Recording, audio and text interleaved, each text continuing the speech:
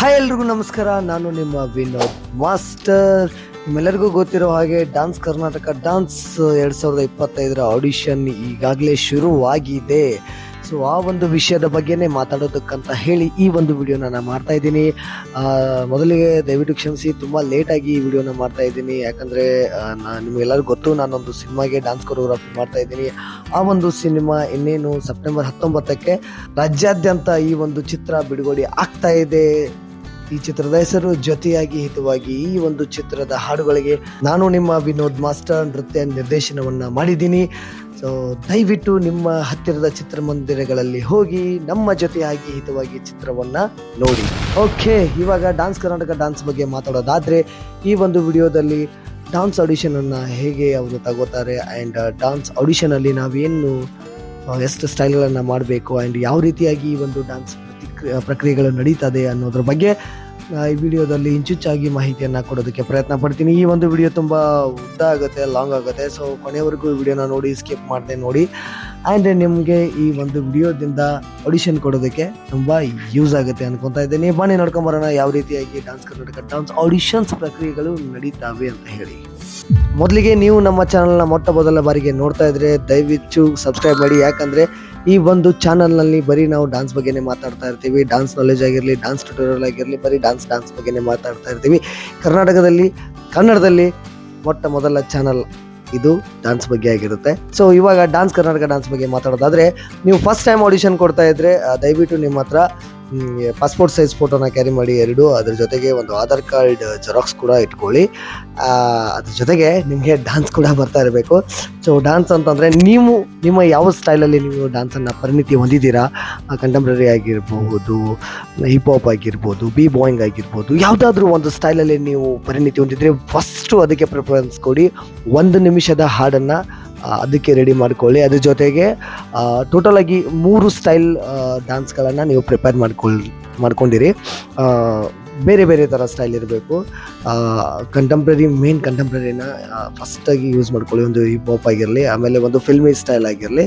ಆಮೇಲೆ ಇನ್ನೊಂದು ಯಾವ ರೀತಿಯಾಗಿ ನೀವು ಸೆಟ್ ಮಾಡ್ಕೊಳ್ಬೇಕಂದ್ರೆ, ಇನ್ ಕೇಸ್ ಅವ್ರಿಗೇನಾದರೂ ನೀವು ಇಷ್ಟ ಆದರೆ ಅವರು ಒಂದು ಡೈರೆಕ್ಟಾಗಿ ಅಲ್ಲೇ ಒಂದು ಸಾಂಗನ್ನು ಪ್ಲೇ ಮಾಡ್ತಾರೆ. ಆ ಒಂದು ಸಾಂಗಿಗೆ ನೀವು ಡಾನ್ಸ್ ಮಾಡೋದಕ್ಕೆ ಹೇಳ್ತಾರೆ. ಸೊ ಅದು ಕೂಡ ನೀವು ಮೈಂಡಲ್ಲಿ ಇಟ್ಕೊಳ್ಳಿ. ನಿಮಗೆ ಯಾವುದಾದ್ರೂ ಸಾಂಗ್ ಅವ್ರು ಹಾಕಿದರೆ ಅದಕ್ಕೆ ನಿಮಗೆ ಡಾನ್ಸ್ ಮಾಡ್ಲಿಕ್ಕೆ ಬರಬೇಕು. ಸೊ ಅದು ಕೂಡ ಇಂಪಾರ್ಟೆಂಟ್ ಆಗಿರುತ್ತೆ. ಅದ್ರ ಜೊತೆಗೆ ನಾವು ಈಗಾಗಲೇ ಆಡಿಷನ್ ಸುಮಾರು ಸಾರಿ ಕೊಟ್ಟಿದ್ದೀವಿ ಸರ್, ನಾವು ಆಡಿಷನ್ ಸೆಲೆಕ್ಟ್ ಆಗಿಲ್ಲ ಅನ್ನೋರಿಗೆ. ಏನಂತಂದರೆ, ನೀವು ಯಾಕೆ ಆಡಿಷನಲ್ಲಿ ಸೆಲೆಕ್ಟ್ ಆಗ್ತಾ ಇಲ್ಲ ಅನ್ನೋದ್ರ ಬಗ್ಗೆನೇ ಯೋಚನೆ ಮಾಡಿ. ನಿಮ್ಮಲ್ಲಿ ಏನಾದರೂ ಕಡಿಮೆ ಇರ್ಬೋದು, ನೀವು ಡಾನ್ಸಿಂಗ್ ಸ್ಟೈಲ್ ಚೆನ್ನಾಗಿ ಬರ್ತಾ ಇಲ್ವೇನೋ, ಆಮೇಲೆ ಡ್ಯಾನ್ಸ್ ನೀವು ಕ್ಲೀನಾಗಿ ಮಾಡ್ತಾ ಇಲ್ವೋ, ಆಮೇಲೆ ಎಕ್ಸ್ಪ್ರೆಷನ್ ಕೊಡ್ತಾ ಇಲ್ವೋ, ಆಮೇಲೆ ನಿಮ್ದೇನು ಸ್ಟೈಲ್ ಇದೆ ಅದನ್ನು ಬಿಟ್ಟು ನೀವು ಬೇರೆ ಸ್ಟೈಲನ್ನು ಟ್ರೈ ಮಾಡ್ತಾ ಇದ್ದೀರೇನೋ, ಅದ್ರ ಬಗ್ಗೆ ನೀವು ಗಮನ ಇಟ್ಕೊಂಡು ನಿಮ್ಮ ಒಂದು ಬೆಸ್ಟ್ ಏನಿದೆ ಆ ಬೆಸ್ಟನ್ನು ಕೊಡೋದಕ್ಕೆ ಹೋಗಿ. ಜಾಸ್ತಿ ಕಾಂಪಿಟೇಷನಲ್ಲಿ ಸ್ಟೇಜ್ ಮೇಲೆ ಪರ್ಫಾರ್ಮೆನ್ಸ್ ಮಾಡೋ ಥರ ದಯವಿಟ್ಟು ಮಾಡೋಕ್ಕೆ ಹೋಗಬೇಡಿ. ಯಾಕಂದರೆ ನೀವು ಕ್ಯಾಮ್ರಾ ಮುಂದೆ ಮಾಡೋದ್ರಿಂದ ಕ್ಯಾಮೆರಾಗೆ ಏನು ಬೇಕು, ಕ್ಯಾಮ್ರಾ ಕ್ಲೀನಾಗಿ ಎಲ್ಲನೂ ಕ್ಯಾಪ್ಚರ್ ಮಾಡುತ್ತೆ. ಸೊ ಕ್ಲೀನ್ ಇರಬೇಕು ನಿಮ್ಮ ಡಾನ್ಸು, ಫಿನಿಶಿಂಗ್ ಆಗಿರಲಿ, ನಿಮ್ಮ ಪೋಸ್ಚರ್ಸ್ ಆಗಿರಲಿ, ಅದನ್ನೆಲ್ಲ ಗಮನ ಇಟ್ಕೊಂಡು ನಿಮ್ಮ ಡ್ಯಾನ್ಸನ್ನು ಚೆನ್ನಾಗಿ ತೋರಿಸಿದ್ರೆ ನೀವು ಖಂಡಿತ ಸೆಲೆಕ್ಟ್ ಆಗ್ತೀರಾ. ಆ್ಯಂಡ್ ಇನ್ನೊಂದು ಏನಂತಂದರೆ, ಹಾರ್ಡ್ ವರ್ಕ್ ತುಂಬ ಇಂಪಾರ್ಟೆಂಟು. ಬರೀ ಟ್ಯಾಲೆಂಟ್ ಇದ್ದರೆ ಆಗಲ್ಲ. ನಿಮ್ಮ 100% ಹಾರ್ಡ್ ವರ್ಕ್ ಕೊಡಬೇಕು. ಅದ್ರ ಜೊತೆಗೆ 1% ಲಕ್ ಕೂಡ ನಿಮ್ಮ ಜೊತೆಗಿದ್ರೆ ನೀವು ಖಂಡಿತ ಸೆಲೆಕ್ಟ್ ಆಗ್ತೀರಾ. ಇನ್ನು ಆಡಿಷನ್ ನಮ್ಮ ಕರ್ನಾಟಕದ 31 ಜಿಲ್ಲೆಗಳಲ್ಲಿ ನಡೀತಾ ಇದೆ ಅನ್ನೋದು ತಮ್ಮೆಲ್ಲರಿಗೂ ಗೊತ್ತಿರುವಂಥನೇ ವಿಚಾರ. ಅವರು ತಮ್ಮ ಟಿವಿಯಲ್ಲಿ ಕೂಡ ಟೆಲಿಕಾಸ್ಟ್ ಮಾಡ್ತಾ ಇದ್ದಾರೆ, ಇನ್ಸ್ಟಾಗ್ರಾಮಲ್ಲಿ ಕೂಡ ಪೋಸ್ಟ್ ಮಾಡ್ತಾ ಇದ್ದಾರೆ. ಆದರೂ ನಾನು ಕೆಳಗಡೆ ಡಿಸ್ಕ್ರಿಪ್ಷನಲ್ಲಿ ಇದರ ಬಗ್ಗೆ ಒಂದು ಮಾಹಿತಿಯನ್ನು ಹಾಕಿರ್ತೀನಿ, ನೀವು ಅಲ್ಲೂ ಕೂಡ ಚೆಕ್ ಮಾಡ್ಬೋದು. ನಾನು ಕೊನೆಯದಾಗಿ ಒಂದು ಹೇಳೋದು ಏನಂತಂದರೆ, ನಿಮ್ಮ ಪ್ರಯತ್ನನ ಬಿಡೋಕ್ಕೆ ಹೋಗಬೇಡಿ. ಪ್ರಯತ್ನ ಇಲ್ಲ, ನಾವು ಆಡಿಷನ್ ಕೊಡೋದಿಲ್ಲ, ಅವರೇನು ಸೆಲೆಕ್ಟ್ ಮಾಡೋದಿಲ್ಲ ಅಂತ ಇರೋದಿಲ್ಲ. ಲಕ್ ಯಾರಿಗಾದರೂ ಬಂದೇ ಬರಬಹುದು. ಸೊ ತಾವು ನಿಮ್ಮ ಪ್ರಯತ್ನವನ್ನು ಬಿಡೋಕ್ಕೆ ಹೋಗಬೇಡಿ. ಆಡಿಷನನ್ನು ಕೊಡಿ. ಆಡಿಷನ್ ಹಂಗೆ ಸುಮ್ಮನೆ ಏನೋ ಒಂದು ಮಾಡಿ ಕೊಡಬೇಕಂತಲ್ಲ, ಅದಕ್ಕೆ ಬೇಕಾದ ತಯಾರಿಯನ್ನು ನೀವು ಮಾಡಿಕೊಂಡು ಆಡಿಷನ್ ಕೊಡಿ. ಸುಮ್ಮನೆ ಹೋಗ್ಬಿಟ್ಟು ಡ್ಯಾನ್ಸನ್ನು ಮಾಡೋದಕ್ಕೆ ಹೋಗಬೇಡಿ. ಅರ್ಥ ಆಯ್ತು ಅಂತ ಅನ್ಕೊತೀನಿ. ಯಾಕಂತಂದರೆ ಕರ್ನಾಟಕದಲ್ಲಿ ಡ್ಯಾನ್ಸ್ ರಿಯಾಲಿಟಿ ಶೋ ಆಗೋದೇ ತುಂಬ ಕಡಿಮೆ. ಅದರಲ್ಲಿ ಡಾನ್ಸ್ ಕರ್ನಾಟಕ ಡಾನ್ಸ್ ಅವರು ಪ್ರತಿ ವರ್ಷ ತಮ್ಮ ಜಿಲ್ಲೆಗಳಿಗೆ ಬಂದು ಒಂದು ಈ ಆಡಿಷನನ್ನು ನಡೆಸ್ತಾ ಇರ್ತಾರೆ. ಸೊ ಈ ಒಂದು ಸದುಪಯೋಗವನ್ನು ನೀವು ಪಡ್ಕೊಳ್ಬೇಕು ಅಂತ ಹೇಳಿ ನನ್ನ ಒಂದು ಕಳಕಳಿ ವಿನಂತಿ. ಅದರ ಜೊತೆಗೆ ಟಿ ವಿ ಚಾನಲ್ನವರಿಗೂ ಕೂಡ ನಾನು ಒಂದು ಮಾತನ್ನು ಹೇಳೋಕ್ಕೆ ಇಷ್ಟಪಡ್ತೀನಿ. ನೀವು ಡ್ಯಾನ್ಸ್ ರಿಯಾಲಿಟಿ ಶೋ ಅಂತ ಹೇಳಿ ಏನು ಮಾಡ್ತಾ ಇದ್ದೀರಾ, ದಯವಿಟ್ಟು ಡ್ಯಾನ್ಸರ್ಸ್ಗಳಿಗೇ ಜಾಸ್ತಿ ಒತ್ತು ಕೊಡಿ, ಸೆಲೆಬ್ರಿಟಿಗಳಿಗೆ ಕಡಿಮೆ ಚಾನ್ಸ್ ಕೊಡಿ ಅಂತ ನನ್ನ ಒಂದು ರಿಕ್ವೆಸ್ಟು. ಯಾಕಂತಂದರೆ ಟ್ಯಾಲೆಂಟೆಡ್ ಡ್ಯಾನ್ಸರ್ಸ್ ತುಂಬ ಜನ ಇದ್ದಾರೆ.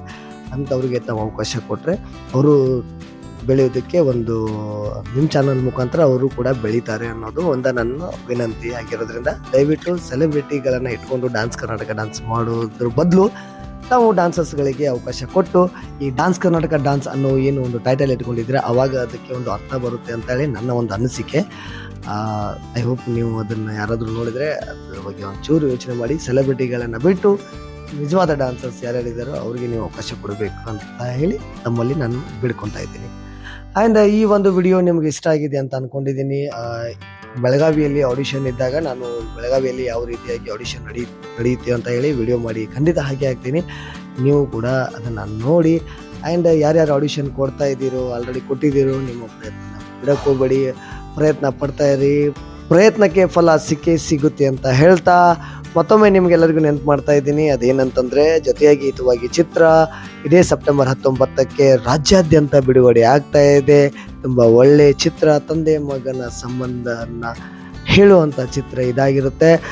ತಪ್ಪದೆ ಈ ಒಂದು ಚಿತ್ರವನ್ನು ನೋಡಿ ಅಂತ ಹೇಳ್ತಾ ಮತ್ತೆ ಮುಂದಿನ ಒಂದು ವಿಡಿಯೋದಲ್ಲಿ ಸಿಗೋಣ. ಅಲ್ಲಿಯವರೆಗೂ ಕರ್ನಾಟಕ ಕೀಪ್ ಡ್ಯಾನ್ಸಿಂಗ್. ನಮಸ್ತೆ.